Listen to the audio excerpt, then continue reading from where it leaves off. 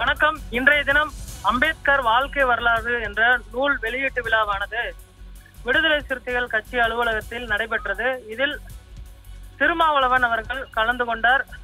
அதே போன்று ஏஎஸ் பன்னீர்செல்வம் அவர்கள் அந்த நூலினை பெற்றுக்கொண்டார்.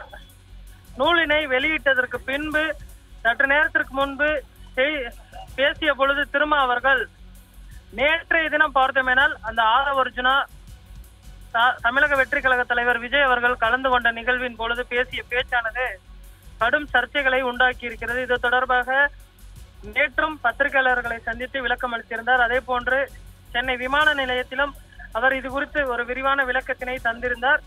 இந்த நிலையில் ராமதாஸை பின்பற்றுமாறு எனக்கு அறிவுரை கூறுகிறார்கள், திருமாவளவன் தொடர்ந்து தடுமாறுகிறார் என்ற ஒரு குற்றச்சாட்டை முன்வைக்கிறார்கள். விடுதலை சிறுத்தைகள் தொண்டர்கள் தடுமாறக்கூடாது என்பதற்காகத்தான் நான் தொடர்ந்து இவ்வளவு உறுதியாக இருக்கிறேன் என்று கூறி அவர் தனது உரையை பேசியிருக்கிறார். நாம் பொருளாதார ரீதியாக பின்தங்கி இருக்கலாம், ஆனால் கருத்தியல் ரீதியாக பின்தங்கி இல்லை என்று கூறி அந்த கருத்தினை மேற்கோள் காட்டி பேசியிருக்கிறார்.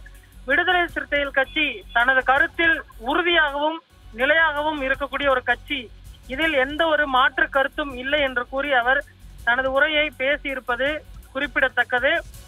ஆதவ் அர்ஜுனா அவர்கள் நேற்றைய தினம் கலந்து கொண்ட அந்த நிகழ்வின் பொழுது பார்த்தமெனால் திமுகவையும் உதயநிதி அவர்களையும் கடுமையாக விமர்சித்து பேசியிருந்தார். இதற்கு திமுகவின் முக்கிய தலைவர்கள் இன்று காலையிலிருந்தே பதிலளித்து வரக்கூடிய சூழ்நிலையில் விடுதலை சிறுத்தைகள் கட்சியின் தலைவர் திருமாவளவன் அவர்களுடைய உரை முக்கியத்துவம் வாய்ந்த ஒரு உரையாக பார்க்கப்பட்டது.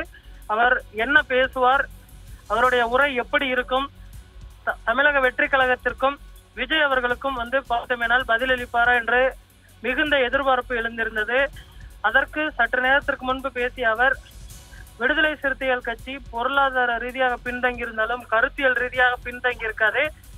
திருமா அவர்கள் எந்த தருணத்திலும் தடுமாற மாட்டார், அவர் உறுதியாகத்தான் இருப்பார் என்று கூறி இந்த கூட்டணி குறித்த சர்ச்சைகளுக்கு தற்பொழுது முற்றுப்புள்ளி வைத்திருப்பது குறிப்பிடத்தக்கது.